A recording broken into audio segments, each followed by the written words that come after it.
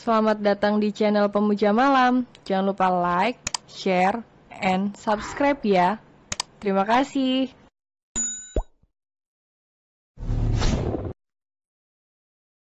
Episode 38, Gengsi Mengakui Segalanya. Ini demi masa depan putra kita, Glam. Tegas Damon, tidak ingin mendengar bantahan. Satu lagi, kali ini Ben yang berseru sembari mengangkat dokumen yang ia pegang. Sebagai hadiah untuk cucuku, aku memberikan saham perusahaanku sebanyak 50% pada Diego. Ucap Ben, seraya menyerahkan dokumen itu pada Glam. Oh my god, apalagi ini? Protes Glam sambil menipiskan bibir. Menatap suami dan ayahnya secara bergantian. Demi masa depan Diego. Jawab Damon dan Ben kompak. Sejak kapan kalian kompak seperti ini? Cibir Glam. Mungkin sejak tadi. Jawab Damon asal. Damon, aku senang jika kau akur dengan Daddy, tapi tidak begini juga caranya. Ya Tuhan, putra kita masih kecil. Glam kembali protes. Karena tak ingin suatu saat putranya harus memimpin perusahaan sebelum waktunya. Glam. Panggil seorang wanita dari tengah keramaian pesta tersebut. Perdebatan Glam dan Damon terjeda sesaat. Keduanya menoleh bersamaan, menatap wanita cantik berjalan ke arah mereka. Siapa dia? Tanya Damon. Tunggu dulu, aku sepertinya tidak asing dengan wanita itu. Jawab Glam berusaha untuk mengingat. Setelah beberapa saat kedua matanya membola lebar. Ana, teriak Glam. Lalu berlari dan memeluk wanita itu yang tak lain adalah kakaknya. Glam, aku merindukanmu. Dan maafkan aku karena baru bisa datang ke sini. Ucap Ana, membalas pelukan Glam dengan erat dan penuh kerinduan. Ana, aku juga sangat merindukanmu. Ellie yang sejak tadi menyaksikan kedua kakaknya berpelukan kini mendekat. Bergabung dalam pelukan penuh kerinduan itu. Adik-adikku, akhirnya kita berkumpul lagi seperti dulu. Ucap Ana, memeluk kedua adiknya. Ben, lihat ketiga putri kita. Gloria terharu melihatnya. Aku sangat bahagia karena keluarga kita bersatu lagi. Sahut Ben, sembari mengusap sudut matanya yang basah. Kau menangis, ledek Damon pada ayah mertuanya. Tidak, bantah Ben dengan tegas. Di sini banyak debu membuat kedua mataku pedih. Alasan. Cibir Damon lagi, setelah acara selesai dan semua orang membubarkan diri. Damon, Glam dan keluarganya kembali ke rumah. Baby Diego sudah pulas di dalam boxnya. Setelah itu Glam meminta seorang pelayan untuk menjaga bayinya sebentar. Karena dia ingin berkumpul dengan keluarga besarnya di ruang keluarga. Damon, ini adalah kakakku. Glam kembali memperkenalkan Ana kepada suaminya yang duduk di sebelahnya. Damon mengangguk singkat. Padahal sebelumnya mereka sudah bersalaman dan berkenalan. Mungkin karena istrinya terlalu bersemangat jadi memperkenalkan Anna berulang kali. Anna tersenyum padan gelam. Sepertinya aku tidak asing dengan nama Anda, Tuan.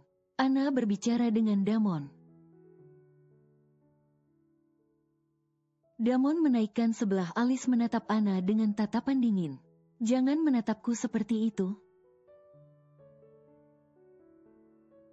Anna kembali berbicara saat menyadari tatapan Damon sangat menyeramkan. Aku serius dengan ucapanku kalau aku tidak asing dengan nama Anda.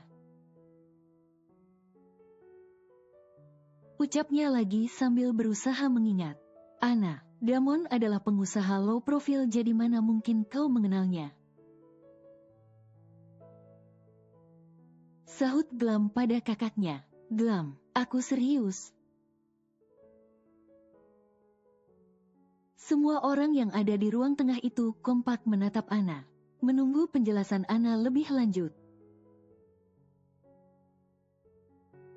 Ah, ya, aku baru ingat. 1 tahun yang lalu kau pernah memesan 1 set perhiasan padaku.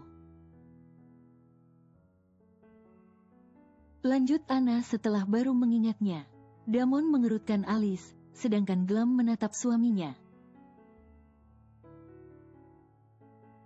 Damon sama sekali tidak ingat, tapi kedua mata Glam seketika melebar. Damon, perhiasan yang pertama kali kau belikan untukku. Ucap Glam seraya mengguncang lengan suaminya penuh semangat. Yang mana, aku lupa. Masalahnya yang memesan waktu itu Nero menggunakan atas namaku. Jawab Damon, serius. Ah, pantas saja kau tidak mengingatnya. Balas Glam, cemberut. Aku pikir saat itu kau yang membelikannya untukku, ternyata Nero. Imbuhnya, merasa kecewa. Hei, kenapa kau jadi marah begini? Damon menatap istrinya dengan tatapan heran. Karena kau bohong padaku. Dulu kau bilang yang membelikan secara langsung perhiasan itu dari desainernya ternyata bohong.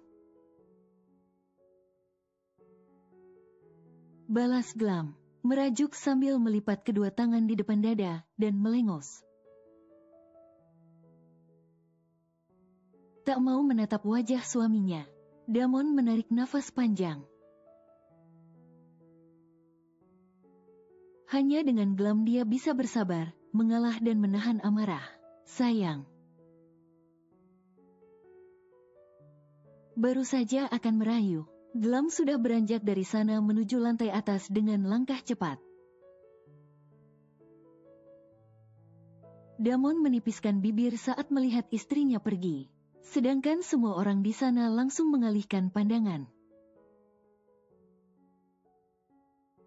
Seolah tidak melihat kejadian tadi.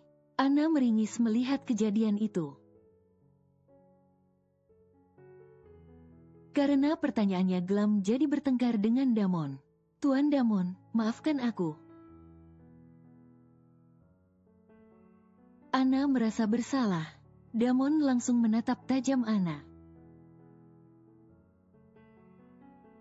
Jika kau bukan kakaknya istriku, mungkin sudah hilang kepalamu. Begitu kata Damon tapi hanya terucap di dalam hati. Damon langsung beranjak menuju kamar. Setelah puas menatap tajam Anna dan membuat wanita itu merinding ketakutan. Sebenarnya aku tidak perlu minta maaf, kan? Salah sendiri dia tidak mengingat momen spesial bersama istrinya. Gerutu Anna pada ayahnya. Lelaki memang seperti itu, An. Suka lupa momen spesial bersama istri. Bahkan ada juga yang lupa tanggal pernikahan mereka.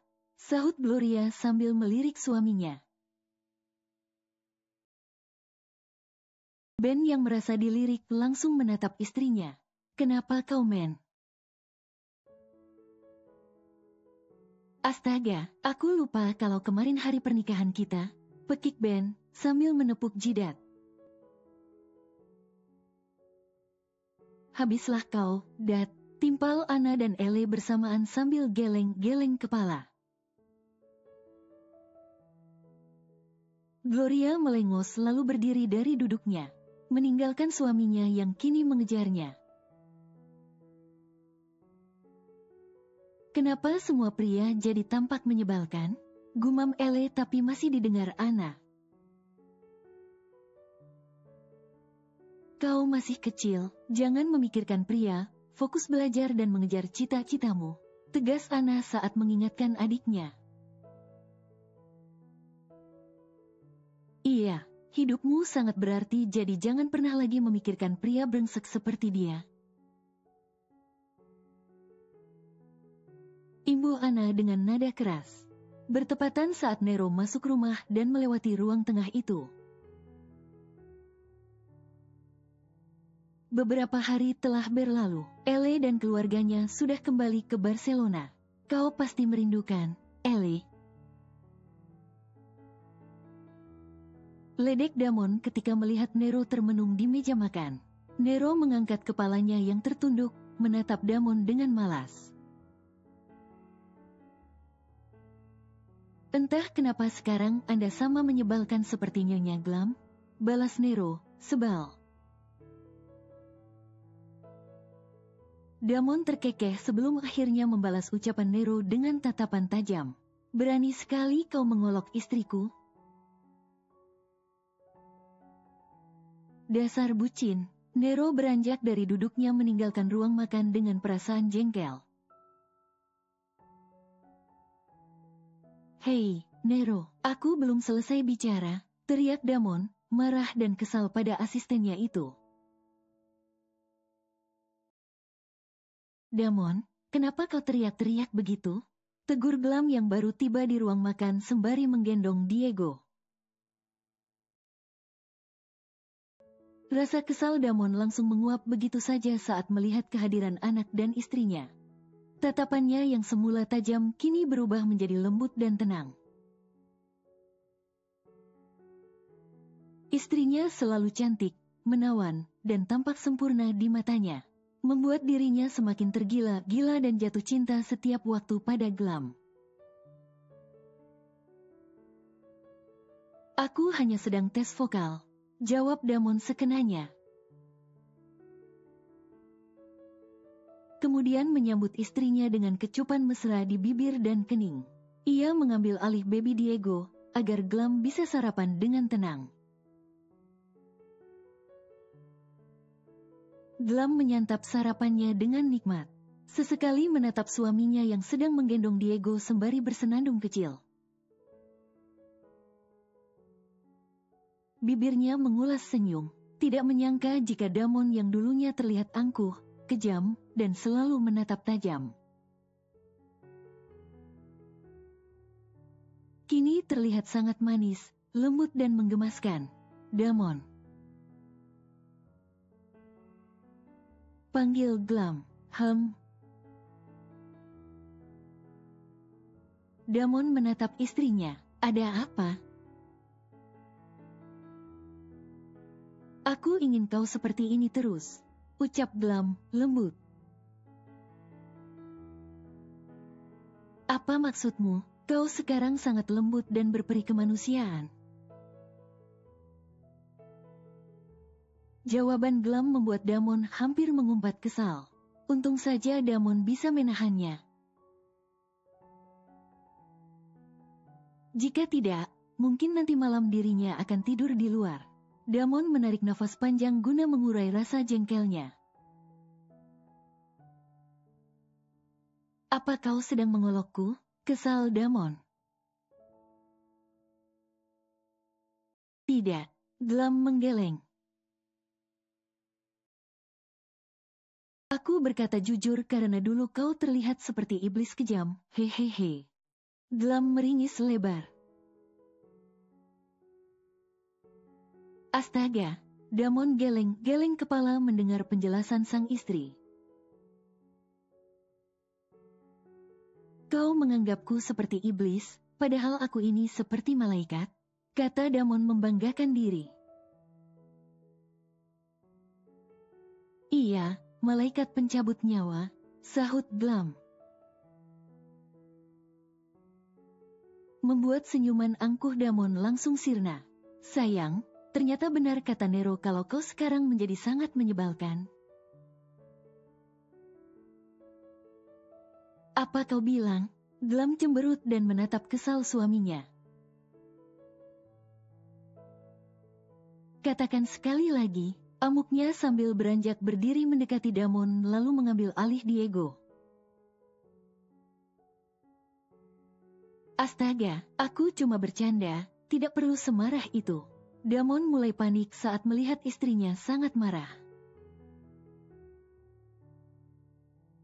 Alasan, Glam langsung pergi dari sana. Sedangkan Damon segera mengejar istrinya. Nero duduk di taman belakang, tepat menghadap ke paviliun. Kalau rindu datang padanya lalu katakan, I miss you. Nero menoleh ke sumber suara. Dia mencebikkan bibir lalu mengumpat kesal. Botak sialan. Botak terkekeh lalu duduk di samping Nero. Anda merindukan Ellie? Botak bertanya dengan nada pelan. Jujur saja, Tuan, tidak perlu malu ataupun takut. Jangan sok tahu, Botak. Balas Nero, dingin. Kau pikir aku berdiam diri di sini mengingatnya atau merindukannya? Kau salah besar, tegasnya. Botak mengangguk-angguk, padahal sorot mata dan raut wajah Nero sudah menjelaskan semuanya. Tapi sayangnya pria itu terlalu angkuh dan gengsi mengakui segalanya. Kau tahu, Tuan, aku dulu pernah jatuh cinta. Ucap Botak, seraya menatap berbagai macam bunga yang tumbuh di taman tersebut. Nero menoleh, dia tampak cuek, tapi juga ingin mendengar kelanjutannya. Dulu aku terlalu angkuh dan gengsi untuk mengungkapkan perasaanku. Lanjut Botak, lalu. Nero menyahut dengan segala rasa penasaran. Akhirnya gadis itu menikah dengan pria lain, dan aku menyesali segalanya. Dan sejak saat itu aku memutuskan untuk tidak menikah. Lanjut Botak. Melirik Nero yang terlihat meresapi cerita palsunya. Botak tersenyum laknat. Sayang, ayolah, tadi aku hanya bercanda. Damon menggedor pintu kamar yang dikunci istrinya dari dalam. Baru pertama kali dalam seumur hidupnya dia memohon seperti ini. Ya, benar, hanya Glam yang mampu membuatnya seperti ini. Seperti kelinci manis dan penurut. Glam, jangan menyuruhku tidur di luar, aku tidak bisa. Teriak Damon lagi sambil mengetuk pintu beberapa kali. Tapi sayangnya istrinya tidak kunjung membuka pintu tersebut. Glam, please, buka pintunya, mohon Damon untuk kesekian kali. Cek cek cek, Nero berdecak berulang kali sambil geleng-geleng kepala. Niatnya ingin ke kamar pun urung, saat melihat Damon seperti cicak nempel di daun pintu. Tidak pernah sekalipun dia melihat bosnya merana dan memohon seperti ini. Sungguh kasihan. Anda butuh bantuan, Tuan. Damon segera menegakkan posisi berdirinya, kembali memasang wajah dingin. Tatapannya juga kembali tajam. Jangan mengolokku, Nero. Umpat Damon dengan nada ditekan. Aku hanya menawarkan bantuan. Nero menyahut santai sambil menaikkan kedua pundak bersamaan. Damon menghembuskan nafas kasar. Karena semua ini juga gara-gara kau. Tidak ada salahnya kau mencoba untuk membujuk Glam agar tidak marah lagi. Kata Damon, mulai sedikit putus asa. Oke. Nero mengangguk setuju. Dia berjalan mendekat ke pintu, mengetuk pintu beberapa kali kemudian berseru kencang. Nyonya, jika Anda tidak membuka pintu, maka Tuan Damon akan memangkas uang bulanan Anda. Damon sangat syok mendengar teriakan Nero. Nero tersenyum lebar. Tanpa merasa bersalah, dia langsung melarikan diri sebelum tuannya memenggal kepalanya. Nero, sialan! Umpat Damon, penuh amarah. Bukannya menyelesaikan masalah, malah menambah masalah. Asisten laknat. Bersambung.